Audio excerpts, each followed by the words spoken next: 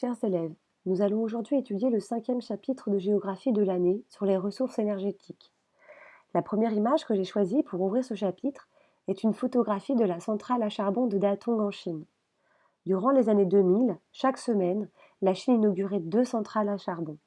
Ces centrales produisent aujourd'hui 82% de l'électricité consommée dans le pays et sont responsables d'un quart des émissions mondiales de CO2. L'OMS estime à 1,2 million le nombre de décès prématurés liés à la pollution de l'air en Chine en 2018.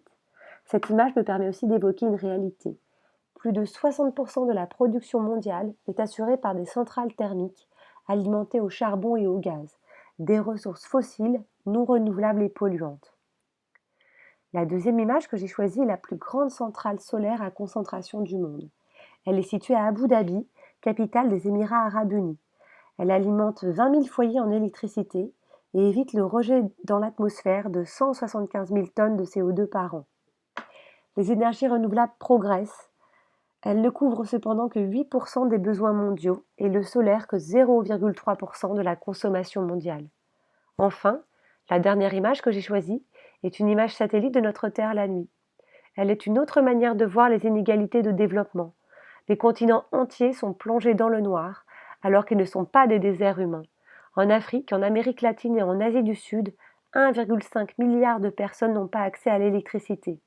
La biomasse traditionnelle, bois, déjection animale, reste la principale source d'énergie pour le chauffage et l'éclairage. Pour la première fois de l'année, la légende de votre carte bilan n'est pas remplie. Vous allez devoir la remplir vous-même grâce à la fiche méthode « Construire la légende d'une carte ». La légende est essentielle dans la réalisation d'une carte car sans elle, la carte n'est pas lisible. Une légende associe un figuré à une information. Il y a 3 types de figurés: ponctuel, linéaire, de surface. Leur taille et leur couleur peuvent varier pour montrer des phénomènes d'intensité différentes. Les cartes ont des légendes organisées en parties. Pour notre carte, il y a 2 parties. La première porte sur les besoins et les ressources, la seconde sur les enjeux géopolitiques et environnementaux. Associons les 6 informations de notre carte à la partie de la légende correspondante. Voici notre carte de synthèse. Pour la forme, petit détail de la méthodologie en géographie, la nomenclature. Il s'agit de la manière d'écrire les informations sur la carte. Les noms doivent être écrits à l'horizontale, sauf pour les fleuves, on écrit le nom du fleuve en suivant son cours. La manière d'écrire doit être identique pour le même type d'information. Ainsi, les pays sont toujours écrits en noir majuscule, les détroits et canaux en bleu minuscule. Pour le fond, notre carte de synthèse nous donne 2 informations.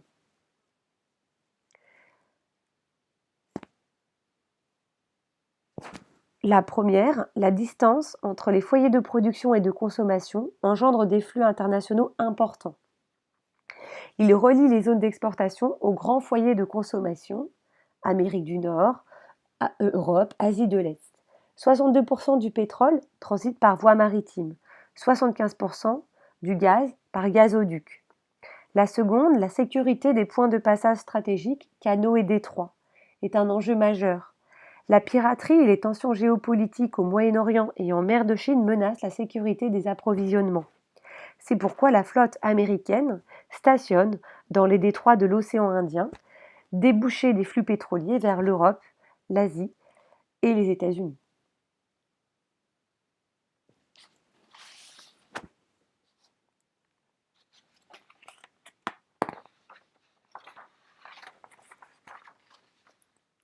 La consommation énergétique mondiale a été multipliée par 5 depuis 1950. La croissance démographique, la croissance économique et l'explosion des transports expliquent cette hausse. Parmi les énergies utilisées, on constate l'explosion de la demande de pétrole en jaune sur le graphique. Pourquoi une telle consommation? Parce que le pétrole est un produit magique. Avec du pétrole, on fabrique de l'aspirine, du plastique, de formidables matériaux de construction, le fer, le verre, le ciment. Le pétrole nous a permis d'inventer l'agriculture intensive. Grâce au pétrole, nous irriguons, nous fabriquons des engrais et des pesticides. Depuis sa découverte, la population mondiale est passée d'1 milliard d'humains à plus de 7 milliards. Le pétrole est partout dans notre vie quotidienne. Il a permis la construction de nos routes, nos ponts, nos maisons. Avec lui est arrivé le confort moderne. 16 litres de pétrole sont consommés pour fabriquer un téléphone portable, 300 litres pour un écran plat, 600 litres pour un ordinateur, 8000 litres pour une voiture. Le développement rapide des pays émergents stimule la demande mondiale. Il s'agit d'un groupe de pays qui connaît une forte croissance économique portée par la consommation d'énergie fossile. Ils forment un groupe, les BRICS, acronyme formé par la première lettre de leur nom, Brésil, Russie, Inde, Chine, Afrique du Sud. Ainsi, la Chine, la deuxième puissance du monde, est le premier consommateur d'énergie depuis 2010. Elle a multiplié sa consommation énergétique par 6 en 20 ans.